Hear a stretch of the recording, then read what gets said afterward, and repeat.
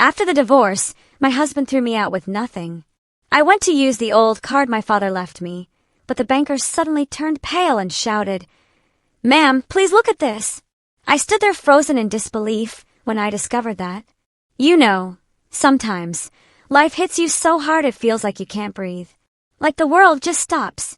But what if, in that absolute darkest moment, when you think you've lost everything, the universe drops a secret weapon into your hands? A weapon so powerful, it makes a bank manager tremble with fear? Because that's exactly what happened to me. And let me tell you, what came next was a roller coaster of betrayal, heartbreak, and a comeback no one saw coming. It was an Atlanta summer, thick and humid, the kind that clings to your skin. I just stepped out of an Uber, bone-tired after 2 weeks in a tiny, dusty Alabama town, taking care of my critically ill mother. She was finally stable, and all I wanted was the comfort of my luxury penthouse and, of course, my husband, Kwesi. I dragged my small suitcase through the lobby of the Sovereign, this super prestigious building right in the heart of Atlanta's wealth. A smile, tired but genuine, spread across my face when the elevator chimed on the 30th floor. I was home. The hallway was cool and quiet. I got to door 3A, our penthouse, and dug for my key fob. I tapped it against the digital reader. Beep beep. A red light flashed. Access denied. I frowned. That's weird. I tried again. Beep beep. Still denied. Maybe it got demagnetized. I mumbled to myself. I rang the doorbell twice. Silence. Then I heard footsteps inside. A soft click, and the heavy door swung open. There stood Kwesi, my husband. But he wasn't my Kwesi. His eyes were cold, like chips of ice. He was wearing a silk robe, and on his neck, a fresh, bright red lipstick mark. "Ah, you're back already," he said. It wasn't a greeting. It was a statement. My heart felt like it stopped beating. "Kwesi, why? Why isn't my key working?" My voice was trembling. I couldn't help it. "Because I changed the locks," he replied, still blocking the entrance.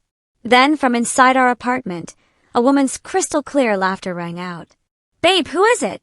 If it's a solicitor, tell them to kick rocks." A young, very beautiful woman, much younger than me, appeared over Kwesi's shoulder, and my stomach dropped. It was Anaya, a local Instagram model who was quickly gaining clout. And she was wearing my silk robe, the very robe I'd bought myself for our wedding anniversary just last year. Anaya's eyes swept over me, from my simple travel clothes to my tired face and worn-out suitcase, judging. "Oh," she said with a mocking smirk, "it's not a solicitor. Turns out it's the ex-wife." "Ex-wife? Kwesi, what is this?" I whispered, a stinging burn in my eyes. "Who is she? Why is she in our house? Why is she wearing my clothes?" Kwesi sighed, like I was just a trivial nuisance. "Listen, Zelika, this is over. Better we talk downstairs. Don't make a scene here." He didn't even give me a chance to step inside. He just stepped out, closing the door behind him, leaving Anaya smiling smugly on the inside. He didn't speak a word as we rode down in the elevator. I was petrified, my brain unable to process what had just happened. The faint smell of Anaya's expensive, cloying perfume lingered on Kwesi's robe. The elevator chimed, opening into the busy lobby. It was rush hour. Other residents glanced at us with curious eyes. Kwesi walked quickly towards a secluded corner near a floor-to-ceiling window overlooking Peachtree Road. I followed him like a robot. "Kwesi, explain this to me," I demanded, my voice barely audible. "What is there to explain?" he said, his voice cold, devoid of any warmth. "Is it not clear?" "No. You and I are done. Finished. Just like that. After 10 years. After I'd taken care of his mother after her stroke last year. After building everything with him from ground zero." Kwesi let out a cynical laugh. "Building with me from ground zero. Don't be ridiculous, Zelika. I am successful thanks to my hard work. You're just a burden. Especially after you spent so much time taking care of your mama in that country town, you forgot your duties as a wife." "My duties?" I couldn't believe what I was hearing. "Yes. Look at you." Kwesi pointed at me with disgust. Disheveled, unkempt. "I am a major developer. I need a partner on my level, not a housewife like you." My jaw dropped. The man in front of me was a complete stranger. "Anaya, So it's been going on this whole time? Yeah, we've been together a year, Kwesi said, without a shred of guilt. And she understands me much better. Suddenly, a building security guard approached, pushing a small, tattered duffel bag. It was the same bag I'd used when we first moved to Atlanta years ago. Kwesi took the bag and threw it at my feet. The contents spilled out, just some old clothes and a wallet. Those are your things. The rest I threw out. Then, he tossed a brown envelope onto the bag. Those are the divorce papers. I've already signed them. Inside is a settlement. All the assets, this penthouse, the cars, the company, everything is in my name. You came into this marriage with nothing. You leave with nothing. Tears finally escaped my eyes. This wasn't just humiliation. It was annihilation. You can't do this. Oh, I can. And I already have. Kwesi looked at me with eyes as cold as ice. Sign those papers. If you behave yourself and don't claim marital assets, maybe I'll be generous and give you cash for a Greyhound bus ticket back to your little town in Alabama. Some people in the lobby started to whisper, seeing the scene. I felt naked. Get out, Kwesi hissed. But this is my home, too. Not anymore. Kwesi shouted. Security. 2 guards approached. They looked uncomfortable, but they were clearly on Kwesi's side. I'm sorry, ma'am. Please don't make a scene, one of them said, gently grabbing my arm. I was dragged out by force. I looked back, staring at Kwesi with desperation. Kwesi, please. He just looked at me blankly, then turned and walked toward the elevator. Above, near the mezzanine railing, I could see Anea's silhouette, watching her victory. The heavy glass door of the lobby hissed shut behind me, separating me from the life of the last 10 years. I was thrown onto the busy sidewalk under the Atlanta sky, which was starting to darken, with only a duffel bag of old clothes and the divorce papers that insulted every fiber of my being. Night fell quickly. Streetlights began to flicker on, but for me, the whole world seemed dark. I walked aimlessly. The sound of honking horns from the heavy traffic on Peachtree sounded like roars in my ears. I had nowhere to go. My mother in Alabama was still recovering. I couldn't add this burden to her. My feet carried me to Centennial Olympic Park. I sat on an empty bench, staring at the skyline. My stomach growled. I hadn't eaten since morning. Around me, restaurant patios came alive. The aroma of barbecue ribs, fried catfish, and waffle cones floated in the air, making my stomach ache even more. People laughed. Young black couples walked hand in hand. I felt like a ghost, invisible, non-existent. I opened the wallet Kwesi had thrown at me. Inside was about $10 in cash, not even enough for a night in a cheap motel on the outskirts. I pulled out my phone. Battery at 5%. I rushed to open the mobile banking app for our joint account. Balance 0. Kwesi had cleaned me out, draining every dollar we had together, including the savings I had before getting married. A cold, heavy despair wrapped around me. It was over. I was truly at rock bottom. I would be homeless tonight. Tears fell silently. I looked down at the contents of my wallet again. Behind the card slot was a faded photo, a picture of my father, Tendai Okafor, a simple tobacco farmer and merchant who had died 10 years ago, just before I married Kwesi. And behind that photo was something else. My trembling fingers pulled it out. A faded blue debit card, peeling at the edges. The logo was barely legible. Heritage Trust of the South. A small old regional bank. I was stunned. I remembered now. My father had given me this card when I was 17, when I was moving out for the first time to go to college at Spelman. Keep this, my baby girl, he'd said, his voice soft but firm. This is an account Papa created for you. Never use it unless it is absolutely necessary. Don't mix it with money for your expenses. Imagine it doesn't exist. How much is in it, Papa? I'd asked curiously. He just smiled mysteriously. Enough to be an anchor. If you ever feel like your ship is going to sink, use this. But as long as you can sail, don't touch this anchor. I never used it. I forgot about it. I was busy with college. Then I met Kwesi, busy building his empire. I always thought the account would have at most a few hundred, the remainder of some allowance. But tonight, my ship wasn't just going to sink.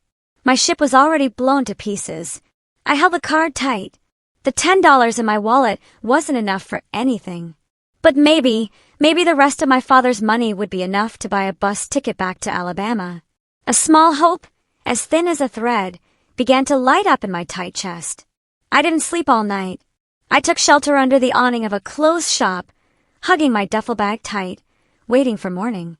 I was dirty, hungry, and scared, but the faded card felt warm in my hand. At 8 a.m., I was standing in front of the Heritage Trust of the South Branch on a downtown Atlanta side street. The place was exactly as I remembered from childhood visits. An old stone building, anchored in the past, far from the modern glass and steel banks where Kwesi kept his money. Inside, the atmosphere was quiet. Only 2 tellers and a customer service desk. The smell of old paper and dust filled the room. I took a number. I was the only customer. I was called to the customer service desk, manned by a young man in a white shirt. His name tag read, Kofi. Good morning, ma'am. How can I help you? Kofi was polite, though his eyes showed a bit of confusion, seeing my disheveled appearance. Good morning, I rasped. I want to check the balance, but the card is very old. I've also forgotten the PIN. I handed over the faded blue card. Kofi took it, turning it over, frowning. Wow, ma'am. This card is ancient. This is our old logo. Can it still be used? I asked anxiously. I'll check, ma'am. Kofi took my ID, matching the name Zelika Okafor. He started typing on his computer. The system seemed slow. He typed, clicked, and then frowned again. That's strange, he murmured. What's wrong? My heart beat wildly. The data isn't coming up directly. Ma'am, our legacy system is sometimes a little slow. It seems this account is in an inactive or dormant state. How long has it been since there were transactions? I asked hesitantly. Maybe 10 years. Kofi's eyes went wide. 10 years? One moment, ma'am. I'm going to try accessing the manual server. His fingers danced over the keyboard again. His computer screen flickered, showing rows of green code I didn't understand. Silence. Only the sound of the keyboard and the noisy air conditioning. I bit my lip. It's over, I thought. Surely the account has been closed. The money lost. Kofi scratched his head. How odd. The balance isn't reading, ma'am. But there is a sort of flag, an alert on this account. A high-level alert. Alert? Does that mean I have debt? I panicked. No, not debt. I've never seen a code like this. One moment, ma'am. Kofi typed a series of commands.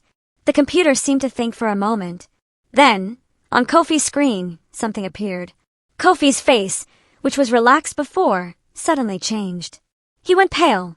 His eyes opened wide, glued to the monitor. Mr. Kofi! I called out. He didn't answer. He seemed frozen, rereading what was on the screen. His mouth opened slightly. Kofi swallowed hard. Suddenly, he stood up from his chair so fast that the chair flew backward, making a loud screech.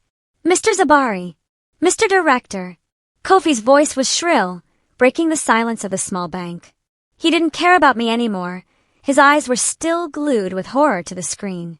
Mr. Zabari, the middle-aged branch manager with a stern look, stepped out of his office.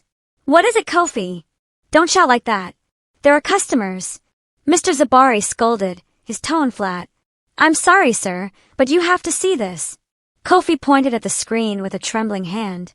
Account in the name of Zelika Okafor, inheritance from her father, Tendai. Mr. Zabari sighed, annoyed at being interrupted, and walked toward Kofi's desk, preparing to lecture his young employee. He glanced at the screen, and then he froze. His professional, rigid face crumbled in an instant. His expression changed from annoyance to confusion, and then to a deathly pallor. He looked at the screen, then at me, and then back at the screen. Ma'am, Mrs. Zelika Okafor? Mr. Zabari asked, his voice, previously firm, now trembling. Yes, sir, I whispered, scared. What's wrong? Was my father a criminal? Kofi, Mr. Zabari ordered. Close your window quickly. Put up the close sign. Take Mrs. Zelika to my office right now. Don't let anyone see the screen. The order was so urgent, so full of panic, that I jumped. Kofi, stuttering, immediately put up the close sign and turned off his monitor.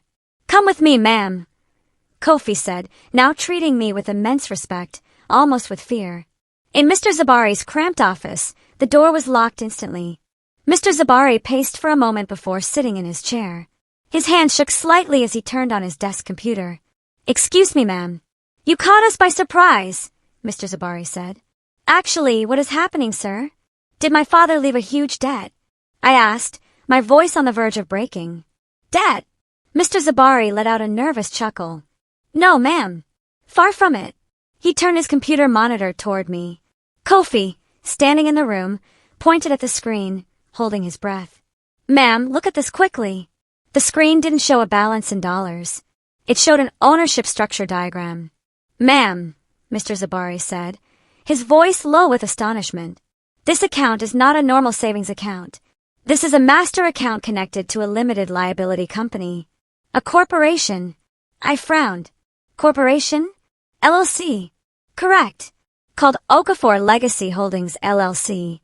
This company was founded by your father, Tendai Okafor, in 1998, and was left inactive exactly 20 years ago. But my father was just a tobacco salesman." I protested.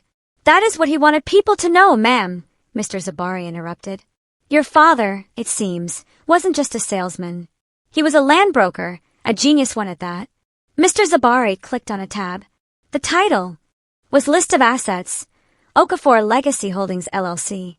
Mr. Zabari continued reading. "It is the legal owner of 2,000 acres of pecan groves and farmland in South Georgia, all under this deed. The sole ownership was transferred completely to you as the heir, with a special clause." "What clause?" I whispered. "This company activates automatically, and all its assets become accessible to the heir, only if the heir accesses this master account in a desperate situation, or if the balance of their personal account is zero." My jaw dropped. My father had predicted this. I looked at the row of numbers on the screen. They weren't savings figures, but figures of land acreage. I didn't faint. I didn't scream. I simply sat up straight. The hunger, the exhaustion, and the humiliation I had felt for the last 24 hours evaporated. They were replaced by something else, something cold, sharp, and very strong. I remembered Kwesi's mocking face. I remembered Anea's victory smile. "Mr. Zabari," I said. My voice was calm and cold, surprising even myself. "Yes, ma'am. How do I activate this company right now?" Mr. Zabari looked at me with concern. My reaction was totally unexpected. I wasn't crying. I wasn't screaming with joy. My eyes, swollen from crying the night before, now hardened. I stared at the computer screen with a cold, terrifying focus. "Mr. Zabari," I repeated, my voice steady. "What do I need to activate this?" Mr. Zabari stuttered. "Technically, it is already active, ma'am. As soon as you access this account with a null personal balance, the clause was fulfilled. Our legal team managing the trust, Kofi, promptly poured a glass of water and placed it in front of me. I didn't drink it. My father, Tendai. What else do you know about him?" Mr. Zabari opened a drawer, pulling out a thick, dusty folder. "Your father was a priority client long before the term private banking existed. He left this, a letter and legal documents. He said, 'This can only be opened by my daughter, or by us if she has accessed the account.'" Mr. Zabari handed over a yellowed envelope. My hands trembled as I opened it. Inside was a sheet of paper, neatly handwritten. "To my baby girl, Zelika, if you are reading this, it means there are two possibilities.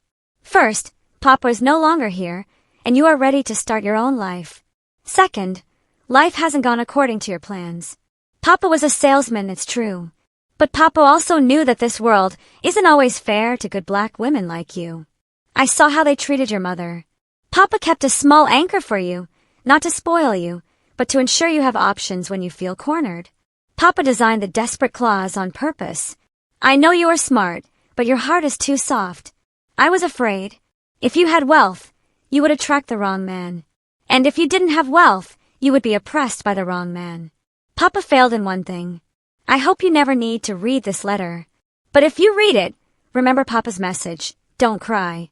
Don't get revenge with tears. Build your own kingdom, my child. Make them regret it. The anchor has been dropped. Now sail, baby girl." "Papa!" The tears I had been holding back finally fell. They weren't tears of sadness, but of understanding. My father, the simple salesman, had seen the future. He had seen Kwesi decades before Kwesi existed. I wiped my tears with the back of my hand. I looked at Mr. Zabari. I need 3 things, I said. What things, ma'am? First, cash. I don't have a dime. Of course. Kofi, prepare a cash withdrawal from the operating account, Mr. Zabari said. Second, I continued, I need a place to stay temporarily, a secure hotel far from the sovereign apartments. That can be arranged. We have corporate rates with secure hotels. Third, and this is the most important, I leaned forward. I need all the financial data of Okafor Legacy Holdings, LLC. And I need a recommendation for the best business restructuring consultant, not from around here. I want someone from the Midtown Financial District, someone who doesn't know Kwesi. Mr. Zabari was stunned for a moment, impressed by the composure of the woman who 30 minutes ago looked like a homeless person. I know a name, Mr. Zabari said. They nicknamed him the Cleaner. Very expensive, very cold. His name is Siku. Good, I said. Give me the money, book me the hotel, and organize my meeting with Siku. I didn't stay at the hotel Mr. Zabari booked. That was my first step, not being predictable. After taking a considerable amount of cash, enough to make my head spin if it had been yesterday, I bought a new phone, a new number, and several sets of simple but clean clothes at a nearby mall. Then I booked a room at the St. Regis, one of Atlanta's most luxurious hotels, under a fake name. For 24 hours, I locked myself in that room. I ordered room service, ate my first decent meal, took a hot bath and slept. I let my brain process the destruction and rebirth in a single day. The next morning, I didn't call Siku. I knew someone like him wouldn't be impressed with a phone call. I went to the financial district in Midtown. Sika's office was in one of the skyscrapers, minimalist, cold, all glass and steel. In my new clothes, simple but neat, contrasted with the setting. I want to see Mr. Siku. I don't have an appointment, I told the receptionist. Mr. Siku is busy, ma'am. His schedule is full for the next 2 months. Tell him, I said calmly, Zelika Okafor, owner of Okafor Legacy Holdings LLC. Assets of 2,000 acres. This is urgent. The receptionist hesitated, but the words 2,000 acres made her pick up the phone. 5 minutes later, I was ushered into a corner office with a view of all of Atlanta. Siku was a black man in his mid-30s. He didn't smile. He wore a dress shirt with no tie, but he looked more formal than Kwesi ever did in his suits. His eyes were sharp, analyzing me. I only have 10 minutes, Mrs. Okafor, Sika said. His voice was deep and flat. Okafor Legacy Holdings. Dormant company. Agricultural assets. What is the problem? I sat down without being invited. The problem, Mr. Siku, I said, is that this company just woke up. The assets are large, but I don't know anything about pecans, peaches, or how to run it. And I have another problem that must be solved. What problem? My ex-husband, a developer in Atlanta. His name is Kwesi. He demands a share. He doesn't know about this. Siku raised an eyebrow. This is interesting. What do you want from me? I want you to restructure this company from the ground up, audit everything. Make it an active, modern, profitable company. And I want you to be my personal advisor, I said. I want to know how to use this power. Sika stared at me for a long time. I am expensive, ma'am. I know, I replied. I don't deal with personal dramas. I'm not asking you to deal with drama. I'm asking you to teach me how to win a business war. The drama is the bonus. Sika smiled slightly, his first smile. When do we start? Yesterday, I replied. 2 weeks passed. Atlanta didn't know what was happening in the offices. Sika's small team and I worked 20 hours a day. We dissected Okafor Legacy Holdings LLC. It turned out the assets were even greater than estimated. My father hadn't just bought land. He also bought small shares in various agri-food companies whose value had now skyrocketed. I learned fast. I devoured financial reports, studied property laws, and learned the fundamentals of agribusiness management. Sika watched me. This client was different. She didn't panic. She wasn't greedy. She was focused. She was like a dry sponge, absorbing all the information. During those 2 weeks, I also transformed myself. I cut my long, dull hair into a short, firm, elegant bob. I threw out all my old clothes with the help of a personal shopper hired by Siku. My closet now contained tailored suits, silk blouses, and simple but classy dresses in strong colors: black, navy blue, burgundy. Reading glasses replaced my contacts. High heels replaced sandals. But the biggest change was in my eyes. There was no fear anymore, only calculation. "Are you ready to get back in the ring, ma'am?" Siku asked one afternoon. "I'm ready," I said. We didn't go to the hotel. Under my orders, Sika's team had worked discreetly in Atlanta. They bought an old mansion in the Cascade Heights area. Not a flashy new McMansion like Kwesi liked, but a historic, solid, elegant building that emanated an aura of old black power and generational wealth. The house was paid for in cash. When I walked into my new mansion, I was no longer the Zelika who was kicked out of the apartment lobby. I was Miss Zelika Okafor, CEO of Okafor Legacy Holdings LLC. Meanwhile, in the penthouse at the Sovereign, Kwesi and Anaya's life was at its peak. "This project, babe," Kwesi exclaimed one night while pouring champagne for Anaya. "This is going to change the game." Kwesi, after managing to kick me out, felt invincible. His construction business was frantically looking for new projects. "I have inside info," his eyes shone with greed. "There's prime land, thousands of acres down in South Georgia coming onto the market. They say it's going to be opened up for a luxury development. I have to get the construction contract." Anaya, busy taking selfies with her champagne glass, was only half listening. "Oh yeah, great. That means our wedding can be in Turks and Caicos, right? And I want that new Birkin bag, the crocodile skin one." "Sure, whatever for you," Kwesi said. But deep down, he was a little anxious to get such a big project. He needed a huge capital injection. He needed investors. His company honestly had quite a few debts here and there, financing their lavish lifestyle. "I'll organize meetings with all possible investors," Kwesi murmured. A few days later, Kwesi heard rumors in Atlanta business circles. "Did you hear?" an acquaintance said.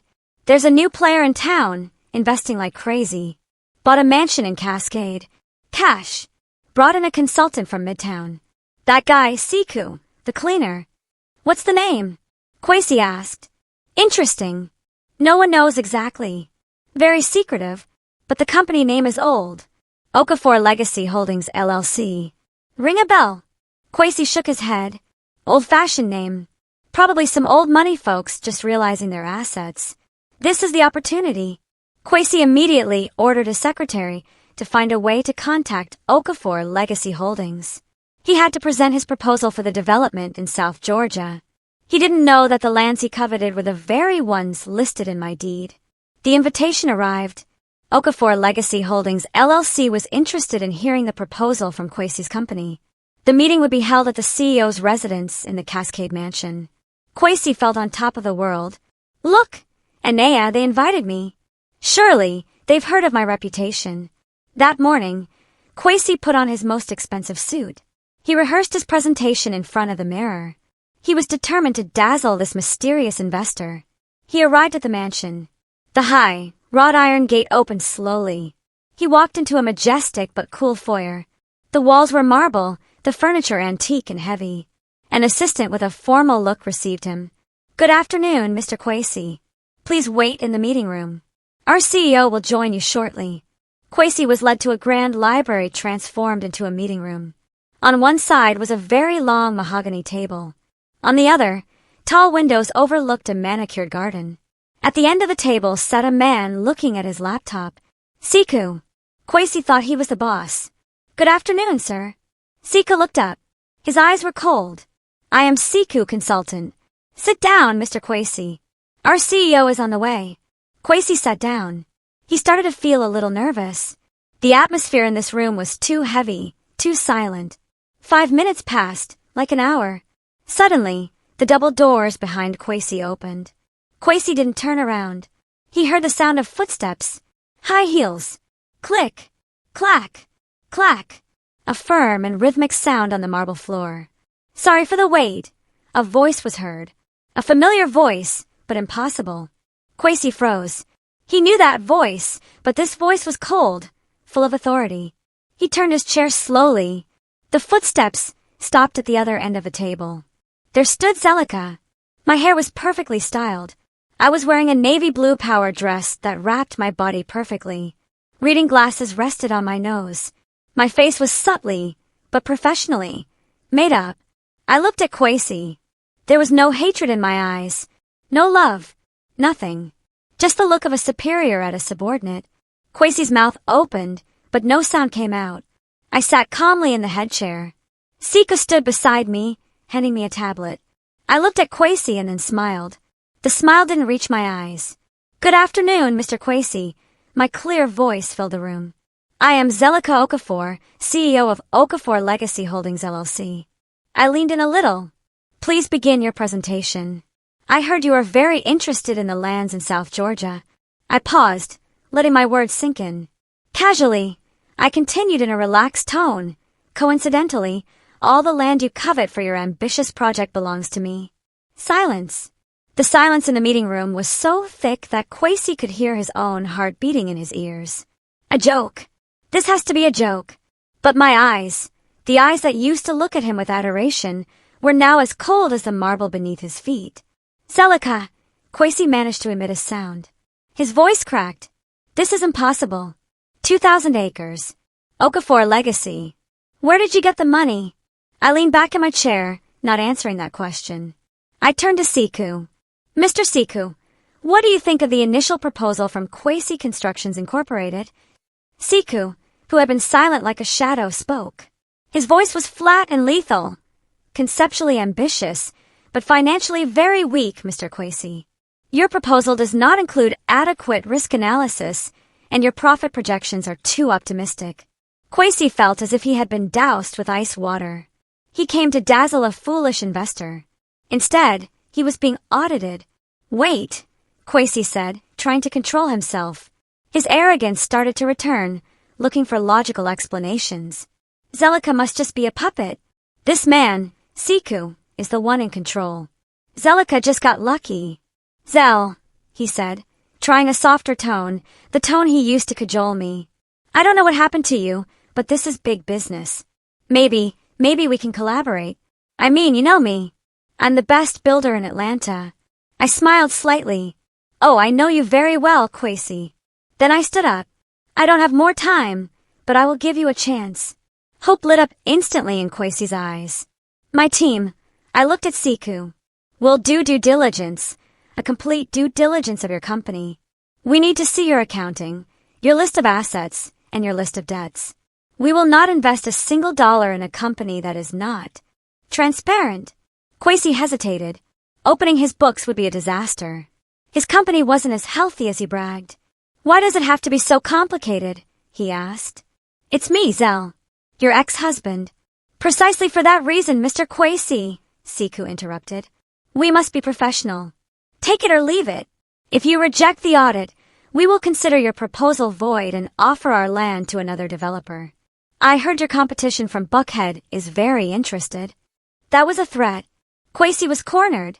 If he withdrew, he lost the biggest project of his life. If he moved forward, he had to open his wounds. Fine, Kwesi said, forced. Fine. Audit. I'm not hiding anything. I nodded. Mr. Sika's team will contact you. Good afternoon. Kwesi was escorted out of the mansion. He got into his car with his knees shaking.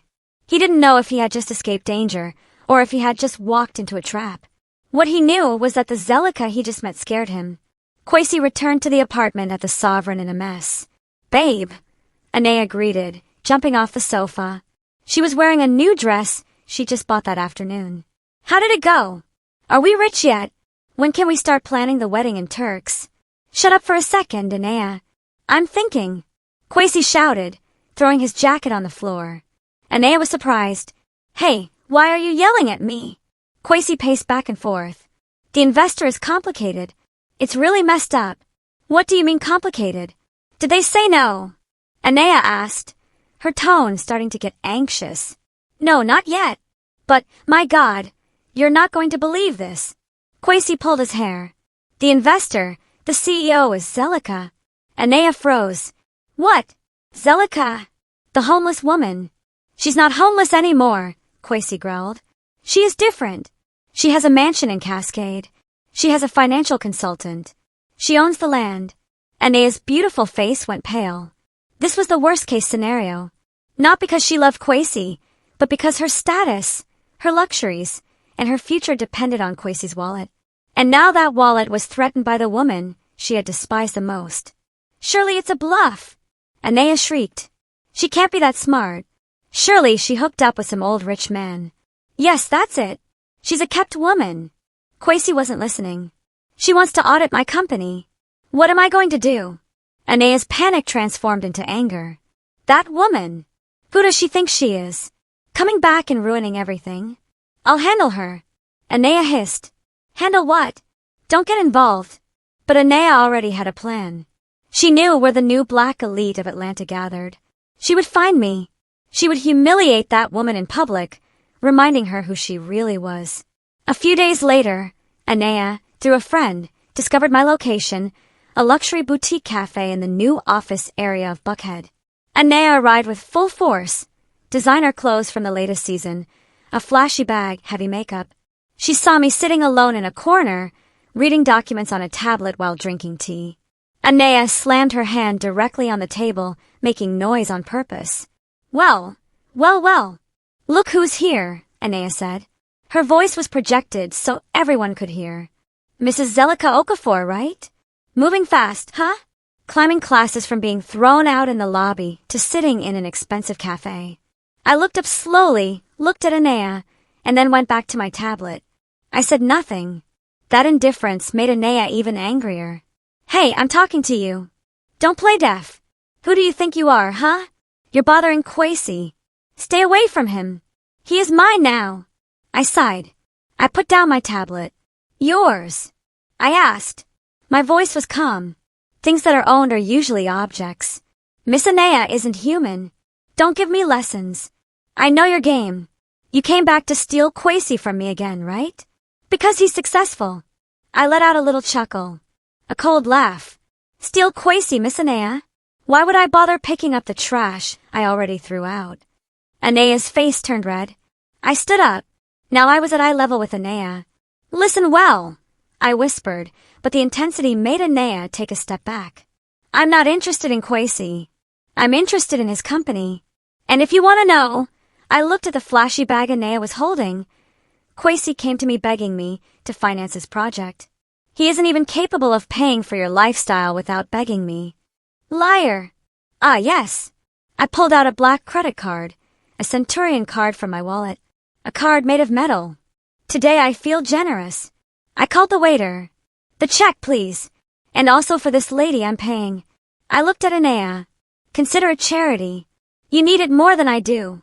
I grabbed my tablet and walked out, leaving Anea frozen in shame, turned into a spectacle for the entire cafe. The bait game had worked. Kwesi was humiliated by the urgent need to hand over all his financial documents to Sika's team. Meanwhile, I humiliated Anea in the cafe. Sika's team gathered in the war room of the Cascade Mansion.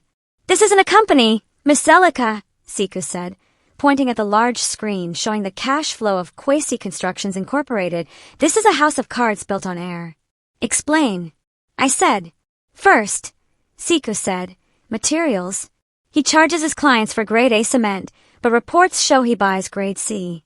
He takes a 40% profit just on material embezzlement. My stomach turned. This is illegal and dangerous. I remembered a small bridge project Kwesi had bragged about. Second, debts, Siku continued. He doesn't have bank debts. He's too smart for that. He gets into debt with small suppliers, sand pits, local hardware stores, small equipment rental companies. He delays their payments for months, even years, knowing they don't have the legal strength to fight him.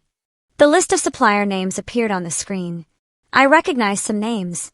And third, taxes, Sika said. He keeps 2 books, one for himself, one for the IRS.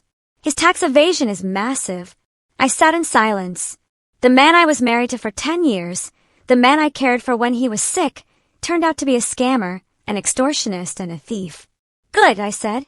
My voice was steady. Sika looked at me. Good. Yes. This gives us a weapon. What is the next step? Kwesi is only focused on us, on those 2,000 acres, Siku explained. He doesn't realize that his debt to the small suppliers is his weakest point. I want you, Zelika. He stopped, thinking about the strategy. I want you to buy all that debt. Sika smiled.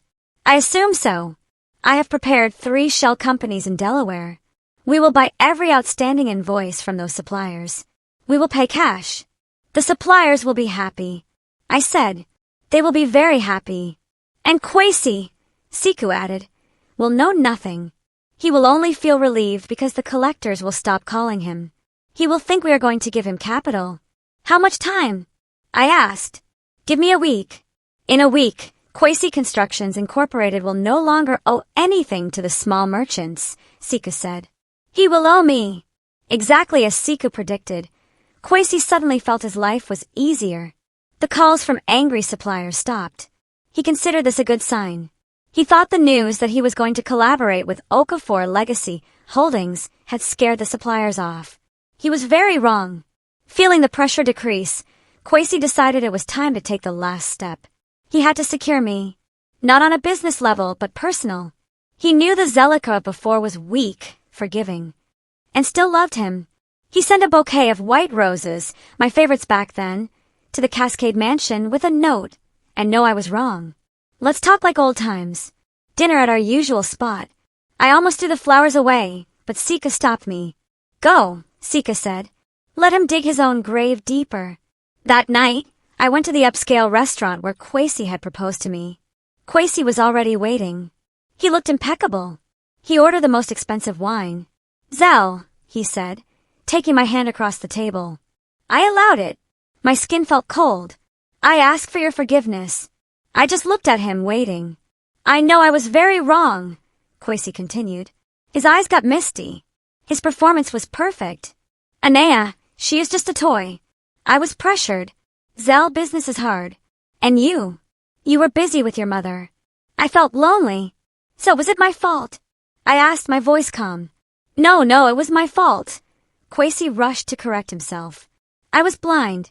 I didn't see the diamond I had until I saw you in the meeting room the other day. I realized what? How fantastic you are. We can be the best team, Zell. Kwesi leaned in. I've already left Anea. She's already out of the apartment. It was a lie. Anea was shopping with his credit card at that very moment. We can start over, Kwesi whispered. We will dominate Atlanta. You with your land, me with my expertise. Forget Siku. You don't need him. You only need me. I withdrew my hand slowly. Your seduction is good, Kwesi. Better than your business presentation, I said coldly. Kwesi was surprised. Maybe you're right, I continued as if thinking. Kwesi had hope again. We really have to fix this, but I can't mix personal and business. Sure. Let's finish the business matter first, I said. I've already seen the result of your audit. And? Kwesi asked anxiously. And we need to talk seriously, I said. Tomorrow in my office at 10 a.m. Bring your lawyer if necessary. Once that is over, then we can talk about us. I stood up, leaving Kwesi with a bottle of expensive wine and a sly smile, thinking he had just won. At 10 a.m. sharp the next day, in the meeting room of the mansion, Kwesi arrived alone, without a lawyer. He brought another bouquet of roses. He was very confident. He thought this meeting was just a formality before he and I reconciled. He entered the room. The atmosphere was far from romantic. I was already seated in the head chair. Sika was standing beside me. On the long mahogany table, there were no coffee cups, but stacks of thick legal documents. Zell, babe, Kwesi greeted, trying to break the ice with the flowers. Sit down, Kwesi, I said, my voice cutting. Kwesi sat. His smile faltered. Let's get to the point, I said. Mr. Siku stepped forward, placing a binder of documents in front of Kwesi. Mr. Kwesi, this is the list of debts of Kwesi Constructions Incorporated, Sika said. To Garcia Aggregates, a total of $100,000. To Bolt Hardware, $50,000. To Iberian Machinery, $200,000, and so on. The total verified debt with 12 suppliers is $500,000. Kwesi's face paled. What does this mean? I'm negotiating with them. They no longer need negotiation, I interrupted, because everyone has been paid in full. Kwesi looked at me, confused. Paid by whom? I pointed to myself. By me. Siku pushed the second binder of documents. Through 3 investment companies affiliated with Okafor Legacy Holdings LLC, we have acquired or bought all those outstanding invoices. Copies of the debt assignment deeds are in front of you. Kwesi opened the first sheet. His heart seemed to stop. In other words, Kwesi. I leaned in, looking directly into the eyes of the man who had destroyed me. Your company no longer owes anything to those small merchants. I paused, letting the silence fill the room. Your company now owes me. Me! Kwesi couldn't breathe. I can pay. I can pay in installments. Oh, of course, I said. But I'm not interested in doing business with you, and I'm not interested in getting back with you. I want my money back. I slapped the documents in front of Kwesi. According to the assignment clause, this debt is due. Now, you have 24 hours to liquidate those $500,000 in cash. 24 hours? That's impossible. No one has that much cash. Kwesi shouted, finally panicking. I do, I replied coldly. You set a trap for me. A trap? I stood up. I am only claiming what is my right, just like you kept all my rights before. If in 24 hours you cannot pay, I put the third binder of documents on the stack. Our legal team will immediately register the lien on that penthouse in the Sovereign, on your office, and on all your heavy machinery. Good morning, Mr. Kwesi. 24 hours. Kwesi never knew how short 24 hours were. After leaving my mansion, he didn't go back to the apartment. He panicked. He spent the first hour driving aimlessly, cursing me, Siku, and the whole world. The second hour, he started calling. He called his bank manager. I need a loan of $500,000. The collateral is my project in South Georgia. The bank manager laughed on the other end of the phone. Kwesi, don't joke.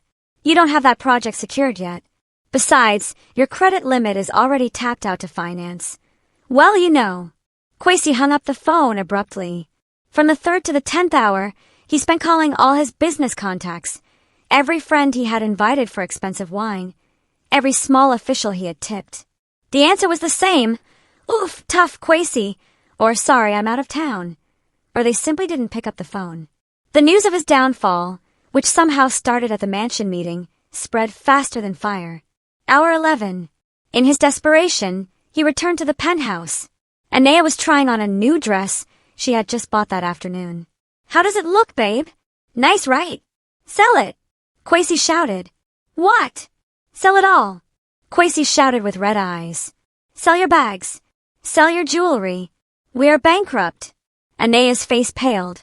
These are gifts, not investments. Are you crazy? Zelika set a trap for me. Kwesi raved. That snake woman bought my debts. She gave us 24 hours to pay $500,000. Anea didn't care about the debt. She only heard one thing. The money ran out. At 10 a.m. sharp the next day, exactly 24 hours later, the doorbell of his penthouse rang. Kwesi, who hadn't slept all night, opened it. He hoped it was me, coming to cancel my threat after softening up. No. In front of the door was Siku, calm as a statue. Behind him, 2 well-dressed lawyers, and a man in an official uniform holding a thick folder. The sheriff's deputy. Your time is up, Mr. Kwesi, Siku said flatly. Wait! I need time. Time is a luxury you didn't give Zelika, Siku interrupted. He took a step forward. According to the order from the Fulton County Superior Court, we are here to execute the lien on this asset. The deputy began putting seizure stickers on the wall of the apartment foyer. No, this is my house, Kwesi shouted. Technically, it is the collateral for your debt to my client, the lawyer corrected. You and this young lady, he looked at Anea with disdain, are required to vacate these premises in 1 hour. Take your essential personal effects. 1 hour later, the scene in the lobby of the Sovereign turned into a spectacle. Kwesi, the same man who 10 years ago felt like the king of the place, was escorted out by security guards, the same guards who threw me out before. Anea followed him, crying hysterically, dragging 2 suitcases full of her designer bags.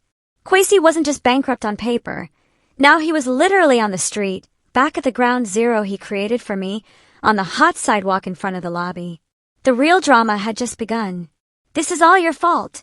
Anea shrieked, hitting Kwesi's chest. You said you were rich. You said you were great. Turns out you're just a scammer. Kwesi, who had already lost everything, unloaded his remaining anger on the only target left. My fault? Your fault. Who asked for Birkin bags every week? Who asked for vacations in Turks? You made me spend, parasite. Parasite! Anaya's jaw dropped. Their fight was so loud it became a public spectacle. They didn't realize that across the street, someone was recording the fight with their phone. I didn't sign up for this. Anaya shrieked. I'm done. She dragged her suitcase, trying to hail a cab. Where are you going? You won't survive without me. Kwesi mocked. You'll see. Anaya went to a luxury hotel, trying to book a room with the unlimited credit card Kwesi gave her. I'm sorry, ma'am, declined, the receptionist said coldly. She tried another card. Declined. All declined. Kwesi had blocked everything. Or it was the bank. Anaya panicked. She called her high society friends. Girl, I have a problem. Can you lend me? The phone cut off. She called another. Hello. I have bad signal. The phone turned off. She didn't know. I, through my new network, didn't need to do anything. Siku just had to leak Kwesi's audit report to a few key people. The news that Kwesi was a scammer, and Anaya, the side chick linked to a bankrupt scammer, had spread through all the group chats of Atlanta's elite. She was toxic. No one wanted to associate with her. That night, the recording of her fight with Kwesi in front of the building went viral on local gossip blogs. Her beautiful face was now associated with bankruptcy and cheap drama. Her modeling career was finished. The doors of the high-class world closed. Anaya, who once felt on top of the world, now had to sell her authentic bags, and some fakes she just discovered Kwesi gave her, one by one, just to survive. Back to the obscurity she hated so much. 2 weeks after the seizure, I sat with Siku in the meeting room of my mansion. The mahogany table was now full of blueprints. All assets of Kwesi Constructions Incorporated have been liquidated, Siku informed. His office, his equipment, and the penthouse. Everything is enough to cover the debt of $500,000, plus interest and legal costs. Good, I said. What will we do with the penthouse? We can sell it. I shook my head. No. Sell all the luxury furniture inside. Empty it. Then give the keys to Mr. Zabari at the Heritage Bank. Tell them to give it as a bonus gift to Kofi. Siku raised an eyebrow, a little surprised by the touch of cynical humor. Kofi, the bank teller? Yes, he deserves it. He was the first one to help me. Very well, ma'am. And the 2,000 acres? Will we proceed with the luxury development plan? I stood up, walking toward the large window, looking at the garden. I remembered my father's letter. Build your own kingdom. Kwesi wanted to build a palace for the rich that people like me could only see from outside the gate. I said, I will do the opposite. I went back to the table and pointed at the new blueprints. I am going to build homes. I said that Okafor Legacy Holdings LLC would use the first 250 acres to build dignified, subsidized housing, complete with a school and a small medical center. Ma'am, Siku asked, now truly interested, for whom? For the workers in our pecan groves, and for the owners of the small suppliers who were almost destroyed by Kwesi. They will have priority and special discounts. And the machinery seized from Kwesi, we will use it to build those houses, I said with a faint smile. It's poetic justice. Siku looked at me with undisguised admiration. Not only that, I added, on another 25 acres, I want to build the Okafor Center, a training facility for modern agribusiness and small business management. I want people like my father to have the chance to succeed without having to hide. I wasn't just getting revenge. I was building a legacy. I was done with Kwesi, but the law wasn't. Kwesi, who was now living poorly in a shared apartment on the outskirts, thought the worst had passed. He thought that after losing everything to me, he was free. One afternoon, while eating instant noodles, there was a knock on the door.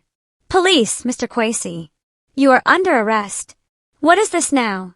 My debt to Zelika is paid. This isn't about debts, the officer said. This is about the use of substandard materials on the bridge project in Macon and tax fraud. Kwesi froze. How did they know? He didn't know that Siku, on behalf of a client concerned about public safety, had anonymously sent copies of Kwesi's double ledger and the lab results of the poor quality cement to the district attorney and the IRS. He built a bridge that could collapse. Siku and I had discussed. It could kill people. This is no longer about him and me. It's about justice. The news of Kwesi's arrest was a local headline. Elite developer falls. Alleged corruption and fraud. In my mansion, I watched the news on the large TV. I looked at Kwesi's face, gaunt and angry, being escorted away. I felt nothing, neither anger nor satisfaction. That chapter was finally closed. I turned off the TV. 1 year later, Okafor Legacy Holdings LLC was no longer a dormant and mysterious company. The company was now one of the new economic pillars in the South. I had revolutionized my pecan groves with sustainable practices, raising wages for workers and building modern facilities. The Okafor Training Center had already opened, and the first class had graduated. The first phase of subsidized housing was full. I was no longer called Madam Director, with a tone of fear. The old workers called me Miss Zelika, or a day's daughter, with respect and affection. I was standing on a hill on my farm, looking at the green expanse under the afternoon sun. I was no longer the disheveled woman in the lobby of the Sovereign, nor the cold woman in the meeting room. I was Zelika complete. Footsteps were heard behind me. Zelika, the view is beautiful, Sika said. He was no longer wearing a formal suit, just a casual linen shirt. Now he spent more time in the country than in Atlanta.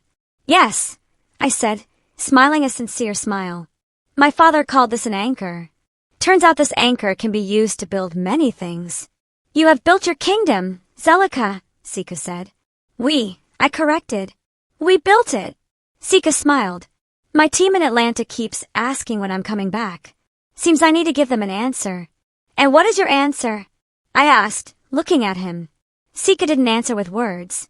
He took a step forward, looked at me, and then held out his hand.